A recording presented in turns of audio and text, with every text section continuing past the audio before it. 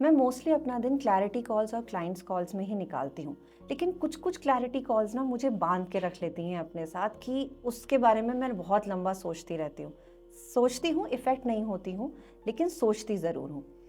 तो आप सोच रहे होंगे ऐसा कौन सा था जो जिस पे खुशबू सोच रही है? हाँ, कल एक किसी ऐसे इंसान से मेरी बात हुई जिसने मुझे बताया कि हम दोनों में प्यार भी है, एक कनेक्शन भी है, लेकिन कुछ कुछ तो नहीं है जो मैं आपको शायद समझा नहीं पा रही कि क्या ख़त्म हो गया हमारे बीच में।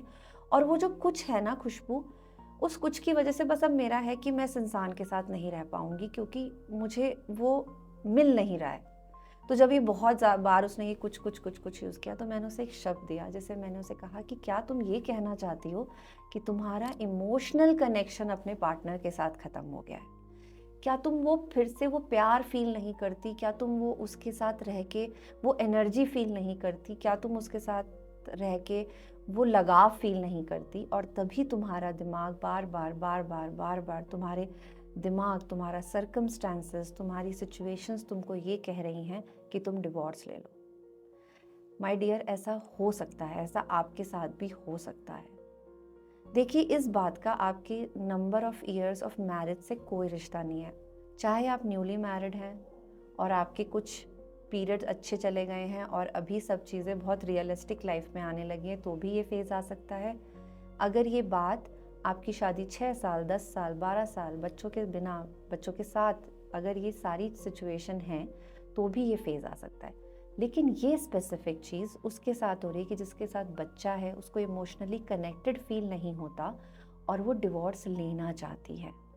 अब हर औरत, हर आदमी इवन ये बात सोचता है कि मेरा बच्चा है, वरना मैं इस इंसान के साथ रहना नहीं चाहती, या मैं इस इंसान के साथ रहना नहीं चाहता जिससे मुझे कोई कनेक्शन ही फील नहीं होता।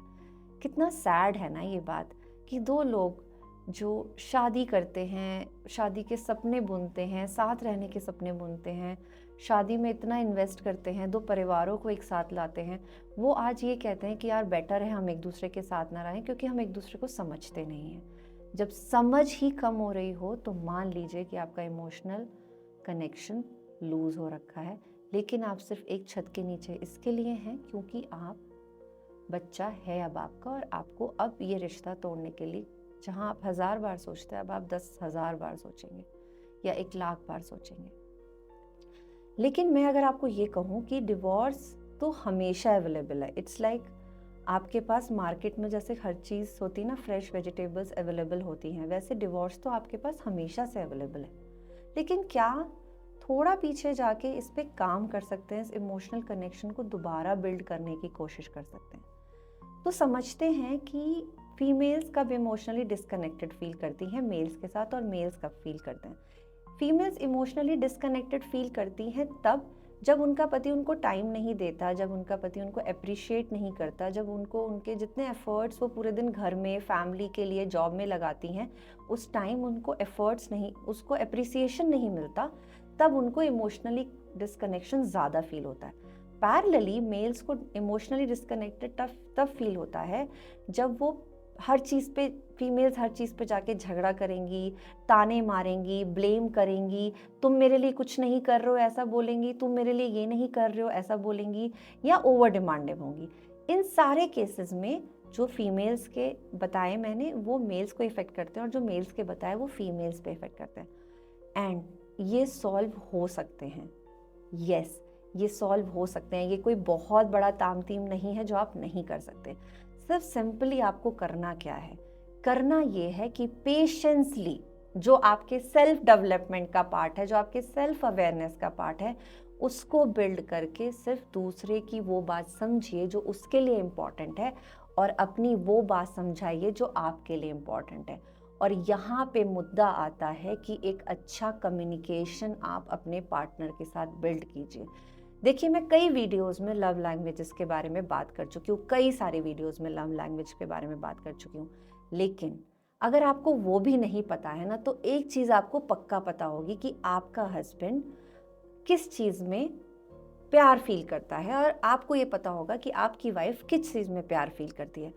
सिर्फ उसको बढ़ा भी देंगे ना, उनमें थोड़ा एफर्ट्स डाल देंगे, थोड़ा सुन लेंगे, थोड़ा समझा लेंगे, थोड़ा पेशेंस डाल देंगे, थोड़ी कामनेस डाल देंगे, तो भी आपका ये डिवोर्स का थॉट आपके दिमाग से धीरे धीरे जाने लगेगा और आप अपने बच्चे को बहुत अच्छी नर्चरिंग दे पाएंगे। जो फियर में आप बैठे हैं ना कि मैं डिवोर्स नहीं ले पा रही है, मैं डिवोर्स नहीं ले पा रहा क्योंकि ये खराब है, तो देखिए ये हमेशा अवेलेबल है। अवेलेबल क्या नहीं है, ये समय जो आपको दोबारा नहीं मिलेगा अपने रिश्ते को ठीक करने के लिए। एंड ट्रस्ट मी, ऐसे बहुत सारे लोग हैं जो अपने रिश्ते पे काम कर रहे हैं और अभी भी साथ हैं, और आप भी ऐसा कर सकते हैं। कहीं ना कहीं ईगो क्लैशेस हैं आप लोगों के बीच में, कहीं ना कहीं आप लोगों की ईगो बहुत ज़्यादा एक दूसरे के बीच में आ रही है, तभी ये इमोशनल कनेक्शन आपका लूज़ होता जा रहा है। लेकिन ट्रस्ट मी अगेन कि आप इसे रीबिल्ड कर सकते हो। ये कोई बहुत बड़ा डेटा साइंस नहीं है, ये कोई बहुत बड़ा इलेक्ट्रॉनिक साइंस नहीं है कि आप उसे नहीं कर सकते। सिंपल चीज़ें हैं। अपने सेल्फ अवेयरनेस पे काम कीजिए, अपनी कामनेस पे काम कीजिए, अपने पेशेंस पे काम कीजिए और समझिए कि सामने वाले को प्यार देना कैसे है और उससे प्यार लेना कैसे है। ये सब डिवोर्स को बहुत दूर कर देगा आपसे।